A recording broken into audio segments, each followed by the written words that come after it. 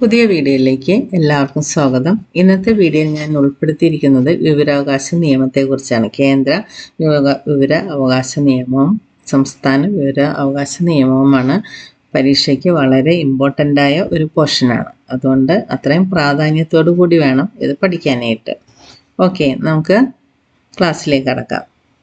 വിവരാവകാശ നിയമം Indian parliament പാസാക്കിയത് എന്നാണ്? 2005 ജൂൺ 15. വിവരാവകാശ നിയമം ഇന്ത്യൻ പാർലമെന്റ് പാസാക്കിയത് 2005 ജൂൺ 15. വിവരാവകാശ നിയമം നിലവിൽ വന്നത്, അതായത് പാസാക്കിയത് ജൂൺ 15 ആണെങ്കിൽ നിലവിൽ വന്നത് ഒക്ടോബർ 12. 2005 ജൂൺ 15 ഇന്ത്യൻ പാർലമെന്റ് വിവരാവകാശ നിയമം പാസാക്കിയെങ്കിൽ അത് നിലവിൽ വന്നത് 2005 ഒക്ടോബർ 12. വിവരാവകാശ നിയമപ്രകാരം വിവരം ലഭിക്കുന്നതിന് ആർക്കാണ് അപേക്ഷ നൽകേണ്ടത്? പബ്ലിക് ഇൻഫർമേഷൻ ഓഫീസർ അല്ലെങ്കിൽ അസിസ്റ്റന്റ് പബ്ലിക് ഇൻഫർമേഷൻ ഓഫീസർക്കാണ് വിവരാവകാശ നിയമപ്രകാരം വിവരം ലഭിക്കുന്നതിന് അപേക്ഷ നൽകേണ്ടത്. നിശ്ചിത സമയത്തിനുള്ളിൽ ശരിയായ വിവരം നൽകുന്നതിന് വീഴ്ച വരുത്തിയാൽ പബ്ലിക് ഇൻഫർമേഷൻ ഓഫീസർ അടയ്ക്കേണ്ട പിഴ ഒരു ദിവസം 250 രൂപ വെച്ച് എത്ര ദിവസമാണോ താമസിച്ചത് അത് 250 കൊണ്ട് മൾട്ടിപ്ലൈ ചെയ്യാം. പരമാവധി 25,000 രൂപ. വിവരാവകാശ നിയമപ്രകാരം വിവരം ലഭിക്കുന്നതിന് നൽകേണ്ട അപേക്ഷാ ഫീസ് എത്രയാണ്?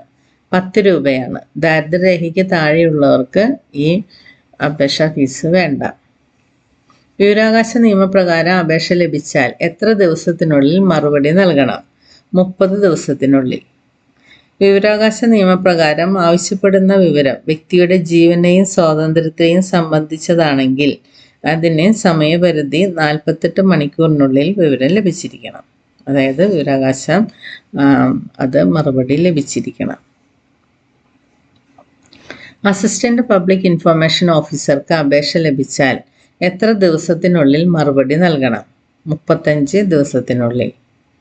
അസിസ്റ്റന്റ് പബ്ലിക് ഇൻഫർമേഷൻ ഓഫീസർക്കാണ് ഈ അപേക്ഷ ലഭിച്ചെങ്കിൽ അദ്ദേഹം 35 ദിവസത്തിനുള്ളിലാണ് മറുപടി നൽകേണ്ടത്.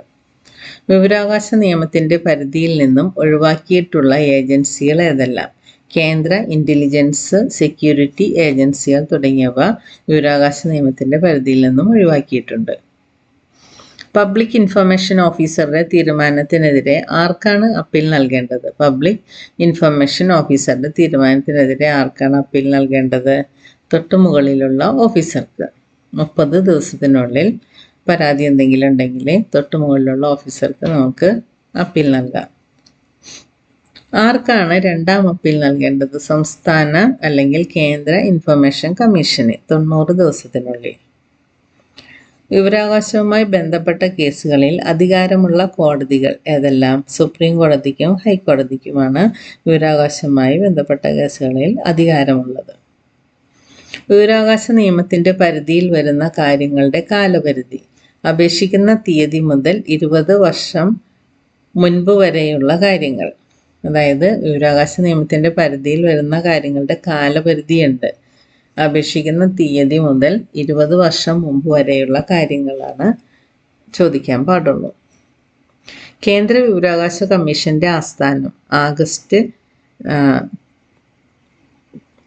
കേന്ദ്ര വിവരാവകാശ കമ്മീഷന്റെ ആസ്ഥാനം ക്രാന്തി ഭവൻ, ന്യൂഡൽഹിയിലെ ക്രാന്തി ഭവനാണ് കേന്ദ്ര വിവരാവകാശ കമ്മീഷന്റെ ആസ്ഥാനം. കേന്ദ്ര വിവരാവകാശ കമ്മീഷന്റെ ആസ്ഥാനം ക്രാന്തി ഭവൻ, ന്യൂഡൽഹി. കേന്ദ്ര വിവരാവകാശ കമ്മീഷൻ അംഗങ്ങളെയും ചെയർമാനെയും തിരഞ്ഞെടുക്കുന്നത് പ്രധാനമന്ത്രി, ലോക്സഭ പ്രതിപക്ഷ നേതാവ്, പ്രധാനമന്ത്രി നാമനിർദ്ദേശം ചെയ്യുന്ന ഒരു ക്യാബിനറ്റ് മന്ത്രി എന്നിവരുടെ സമിതി. ആരൊക്കെയാണ് കേന്ദ്ര വിവരാവകാശ കമ്മീഷൻ അംഗങ്ങളെയും ചെയർമാനെയും തിരഞ്ഞെടുക്കുന്നത്? പ്രധാനമന്ത്രി, ലോക്സഭ പ്രതിപക്ഷ നേതാവ്, പ്രധാനമന്ത്രി നാമനിർദ്ദേശം ചെയ്യുന്ന ഒരു ക്യാബിനറ്റ് മന്ത്രി എന്നിവരുടെ സമിതിയാണ്. കേന്ദ്ര വിവരാവകാശ കമ്മീഷൻ അംഗങ്ങളെയും ചെയർമാനെയും നിയമിക്കുന്നത് പ്രസിഡന്റ്. കേന്ദ്ര വിവരാവകാശ കമ്മീഷണറും അംഗങ്ങളും സത്യപ്രതിജ്ഞ ചെയ്യുന്നത് പ്രസിഡന്റിന്റെ മുമ്പിലാണ്. കേന്ദ്ര വിവരാവകാശ കമ്മീഷൻ അംഗങ്ങളുടെയും ചെയർമാന്റെയും കാലാവധി 5 വർഷം അല്ലെങ്കിൽ 65 വയസ്സ്. കേന്ദ്ര വിവരാവകാശ കമ്മീഷണറുടെ വേതനം കേന്ദ്ര തിരഞ്ഞെടുപ്പ് കമ്മീഷണറുടെ വേതനത്തിന് തുല്യം. കേന്ദ്ര മുഖ്യ വിവരാവകാശ കമ്മീഷണറായ ആദ്യ വ്യക്തിയാണ് വജാഹത്ത് ഹബീബുള്ള. കേന്ദ്ര മുഖ്യ വിവരാവകാശ കമ്മീഷണറായ ആദ്യ വനിതയാണ് ദീപക് സന്ധു. കേന്ദ്ര വിവരാവകാശ കമ്മീഷണറും അംഗങ്ങളും രാജി സമർപ്പിക്കുന്നത് പ്രസിഡന്റിനാണ്. കേന്ദ്ര വിവരാവകാശ കമ്മീഷന്റെയും അംഗങ്ങളെയും നീക്കം ചെയ്യുന്നത് പ്രസിഡന്റാണ് സുപ്രീം കോടതിയുടെ നിർദ്ദേശപ്രകാരം. കേന്ദ്ര വിവരാവകാശ കമ്മീഷന്റെയും അംഗങ്ങളെയും നീക്കം ചെയ്യുന്നതിനുള്ള കാരണങ്ങൾ അപ്രാപ്തി, തെളിയിക്കപ്പെട്ട ദുർവൃത്തി, അതായത് തൃപ്തിയില്ലായ്മയും തെളിയിക്കപ്പെട്ട ദുർവൃത്തിയുമാണ് കേന്ദ്ര വിവരാവകാശ കമ്മീഷണറെയും അംഗങ്ങളെയും നീക്കം ചെയ്യുന്നതിനുള്ള കാരണങ്ങൾ. കേരള വിവരാവകാശ കമ്മീഷൻ രൂപീകൃതമായത് 2005 ഡിസംബർ 19-നാണ്. കേരള വിവരാവകാശ കമ്മീഷൻ രൂപീകൃതമായത് 2005 ഡിസംബർ 19-ന്. സംസ്ഥാന വിവരാവകാശ കമ്മീഷണറെയും അംഗങ്ങളെയും തിരഞ്ഞെടുക്കുന്നത് മുഖ്യമന്ത്രിയും പ്രതിപക്ഷ നേതാവും. മുഖ്യമന്ത്രി നാമനിർദ്ദേശം ചെയ്യുന്ന ഒരു ക്യാബിനറ്റ് മന്ത്രി എന്നിവരുടെ സമിതിയാണ്. ഇപ്പോൾ സംസ്ഥാന വിവരാവകാശ കമ്മീഷണറെ അംഗങ്ങളെയും തിരഞ്ഞെടുക്കുന്നത് മുഖ്യമന്ത്രിയും പ്രതിപക്ഷ നേതാവും മുഖ്യമന്ത്രി നാമനിർദ്ദേശം ചെയ്യുന്ന ഒരു ക്യാബിനറ്റ് മന്ത്രിയും. അപ്പോൾ കേന്ദ്ര വിവരാവകാശ കമ്മീഷണറെയും അംഗങ്ങളെയും തിരഞ്ഞെടുക്കുന്നത് കേന്ദ്രത്തിൽ തിരഞ്ഞെടുക്കുന്നത് ആരാണ്? പ്രധാനമന്ത്രിയും പ്രതിപക്ഷ നേതാവും.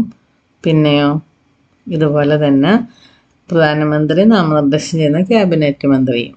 അതുപോലെ തന്നെ കേരളത്തിലെ അല്ലെങ്കിൽ സംസ്ഥാന വിവരാവകാശ കമ്മീഷണറെയും അംഗങ്ങളെയൊക്കെ തിരഞ്ഞെടുക്കുന്നത് മുഖ്യമന്ത്രിയും പ്രതിപക്ഷ നേതാവും മുഖ്യമന്ത്രി നാമനിർദ്ദേശം ചെയ്യുന്ന ഒരു ക്യാബിനറ്റ് മന്ത്രി എന്നിവരുടെ സമിതിയാണ്. സംസ്ഥാന വിവരാവകാശ കമ്മീഷണറെ അംഗങ്ങളെ നിയമിക്കുന്നത് ഗവർണർ. അപ്പോൾ കേന്ദ്രത്തിലാണെങ്കിലോ അത് പ്രസിഡന്റ്. അപ്പോൾ അതങ്ങോട്ട് കമ്പയർ ചെയ്ത് പഠിച്ചാൽ മതി. സംസ്ഥാന വിവരാവകാശ കമ്മീഷനെ അംഗങ്ങളെ നിയമിക്കുന്നത് ഗവർണറാണെങ്കിൽ കേന്ദ്രത്തിലെ അത് പ്രസിഡന്റാണ്. സംസ്ഥാന വിവരാവകാശ കമ്മീഷണറെ അംഗങ്ങളുടെയും കാലാവധി 5 വർഷം അല്ലെങ്കിൽ 65 വയസ്സ്. സംസ്ഥാന വിവരാവകാശ കമ്മീഷണറുടെ വേതനം സംസ്ഥാന തിരഞ്ഞെടുപ്പ് കമ്മീഷണറുടെ വേതനത്തിന് തുല്യം. സംസ്ഥാന വിവരാവകാശ കമ്മീഷണറും അംഗങ്ങളും സത്യപ്രതിജ്ഞ ചെയ്യുന്നത് ഗവർണറുടെ മുമ്പിൽ, കേന്ദ്രത്തിലാണെങ്കിൽ പ്രസിഡന്റിന്റെ മുമ്പിൽ. സംസ്ഥാന വിവരാവകാശ കമ്മീഷണറും അംഗങ്ങളും രാജി സമർപ്പിക്കുന്ന ഗവർണറുടെ മുന്നിൽ, കേന്ദ്രത്തിലാണെങ്കിൽ പ്രസിഡന്റിനാണ്.